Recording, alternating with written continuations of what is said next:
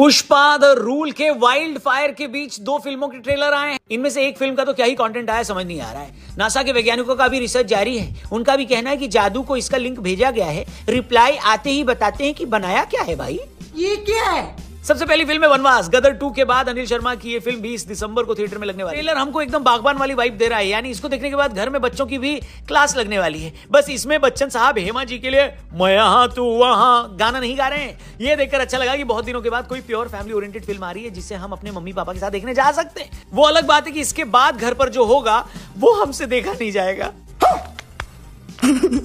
Film में नाना पाटेकर, उत्कर्ष शर्मा, अश्विनी कलसेकर, सिमरत कौर, राजपाल यादव, पारितोष त्रिपाठी और केतन सिंह जैसे एक्टर्स देखने को मिलेंगे। ट्रेलर में दिखता है कि कैसे नाना पाटेकर को अपने बच्चों पर बहुत भरोसा है। अब बागवान में बच्चन साहब पहले ये साबित कर चुके हैं कि अपने कुत्तों पर भरोसा कर लेना लेकिन बच्चों पर नहीं। यहां भी वही होता है, जहां नाना पाटेकर के साथ बनारस घूमने आए उनके बच्चे उन्हें बनारस में ही छोड़ देते हैं। अब फिल्म के IMDb पेज पर एक सिनॉप्सिस है जहां लिखा है कि नाना पाटेकर को फिल्म में डिमेंशिया नाम की बीमारी होती है, यानी वो सब कुछ भूल जाते हैं। यही कारण है कि उन्हें कुछ याद ही नहीं रहता। पुलिस से भी वो ज्यादा कुछ बता नहीं पाते, लेकिन एटीट्यूड फिर भी नहीं जा रहा है। जातिवाद पर एक वन लाइनर मार ही देते हैं। मैंने कहा वो नाना पाटेकर पहले हैं, एक्टर बाद में। इसी बीच हम वीरू भैया वॉलंटियर यानी उत्कर्ष शर्मा को देखते हैं जो बनारस घुमाने और टूरिस्ट का पर्स घुमाने में एक्सपर्ट है। अब नाना पाटेकर को उनके घर पहुंचाने की जिम्मेदारी वीरू भैया पर आ जाती है। इसी बीच हमें सिमरत कौर भी देखने को मिलती है जिन्हें पिछले साल ही सनी देओल पाकिस्तान से लाए थे। वही दूसरा जो ट्रेलर आया है रियल स्टार उपेंद्र की अगली फिल्म UI, जिसे देखने के बाद समझ ही नहीं आ रहा है कि ये क्या ही था भाई।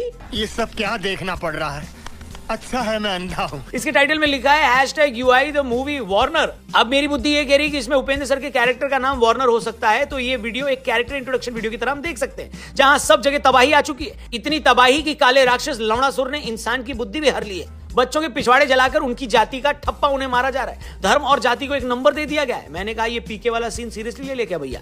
लोग पहनने ओढ़ने और खाने तक के मोहताज हैं, लेकिन सरकार उन्हें फ्री में आईफोन बांट रही है। अधनंगे लोग क्रिकेट देखने में व्यस्त हैं। मैंने कहा कि जब इतनी तबाही हो चुकी है तो ये क्रिकेट कौन खेल रहा है ब्रो। तभी किसी ने कहा कि ये तो लॉजिक की बात कर रहा है, इसको ब्लॉक करो। मैंने कहा अब यहां तक देख लिया तो पूरा देख लेता हूं। इसके बाद गाड़ी में बैठकर उपेंद्र जी आते हैं और उस भूखी नंगी जनता पर मशीन गन खोल देते हैं। ये वही एक्टर है जिनकी पिछले साल आई कब्जा ने हिंदुस्तान भर के लोगों का कब्ज बढ़ा दिया था।